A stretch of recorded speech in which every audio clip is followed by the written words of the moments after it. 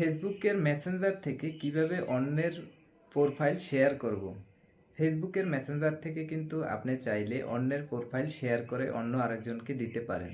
তো সেটি কিভাবে করবেন সেটি দেখাবো আজকের এই ভিডিওর মাধ্যমে। বাকি যে প্রসেসগুলো আছে সেগুলো দেখাবো আমি আমার মোবাইলের স্ক্রিন থেকে। চলুন শুরু করা যাক ভিডিওটি। মোবাইলের স্ক্রিনে আসার পরে চলে যাব এখান থেকে মেসেঞ্জারে আসার পরে এখান থেকে আমি যে প্রোফাইলটি শেয়ার করব সেই প্রোফাইলটির উপরে একটি ক্লিক করে দিব। তারপর এখান থেকে এই আইকনটিতে একটি ক্লিক করে দিব। তারপর এখান থেকে একটু নিচের দিকে চলে আসব। নিচের দিকে আসার পরে শেয়ার কন্ট্যাক্ট নামে একটি অপশন পেয়ে যাবেন, সেই অপশনটিতে একটি ক্লিক করে দিবেন।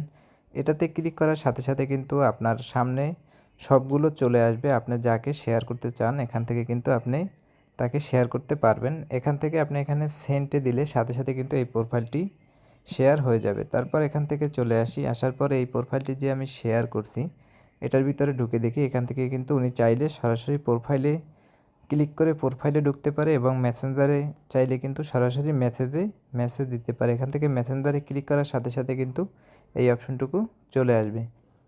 মূলত এই ছিল আমার আজকের ভিডিওটি ভালো লাগলে চ্যানেলটি সাবস্ক্রাইব করতে ভুলবেন না।